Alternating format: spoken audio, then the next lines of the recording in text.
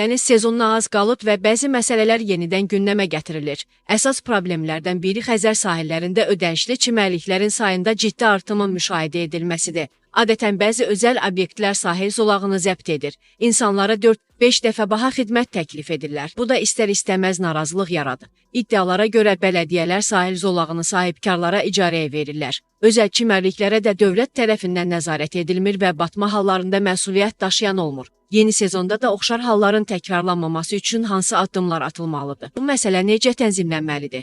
Dobalifo az danışan siyasi şərhçi Heydər Oğuzun fikrincə dövlət qurumları çimərliklər məsələsinə yenidən baxmalıdır. Dəniz sahillərinin özəl çimərlik və ya daçı adı altında çəpərlənməsi ilk növbədə vətəndaşların konstitusiyon hüququnun məhdudlaşdırılmasıdır. Məlumdur ki, Konstitusiyanın 37-ci maddəsi hər kəsin istirahət hüququ olduğunu bildirilir. İstirahət hüququ təkcə gündə 8 saatdan artıq işləmək, istirahət və bayram günləri evdə qalmaq, ildə ən azı bir dəfə ödənişli məzuniyyətə çıxmaq imkanı demək deyil. Gündə istirahət saatlarında ictimaiyyətə açıq yerlərdə gününü keçirmək, parklarda gəzmək, dağlara çıxmaq, çimərliklərdə üzmək və ya özünü günə vermək imkanları deməkdir. Azərbaycanda isə Xəzər dənizinin bütün sahilləri ya iri məmurlar tərəfindən çəpərlənib, ya da özəl çimərlik adı altında pullu xidmət göstərir.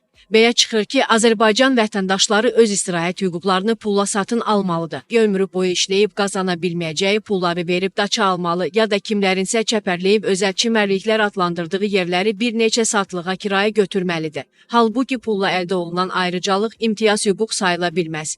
Hüquq sənə verilən haqqın pulsuz təmin edilməsidir. Bizim ölkəmizdə isə pulsuz çimərlik demək olar ki, qalmayıb. Heydər Oğuz bildirib ki, üstəlik təbiətin bütün insanlara bəxş etdiyi nemətlərin kimlər tərəfindən mənimsənilməsinə və bundan qazanc əldə etməsinə imkan verilə bilməz. Qazanc yalnız insanların öz əqli və fiziki əməyi ilə əldə etdiyi dəyərlər olmalıdır. Məhz bu səbəbdən də təbiətin yaratdığı nemətlər ölkə vətəndaşlarının ümumi sərvəti sayılmalıdır. Çimərliklər və daçalar isə sözsüz ki, hansısa fərdlər tərəfindən yaradılmayıb, sadəcə mənimsənilib. Bir çox hallarda bu mənimsəmələr həmin yerləri qanunsuz ələ keçirənlərlə məmurlar arasında yaşanan sövdələşmələr əsasında həyata keçirilir.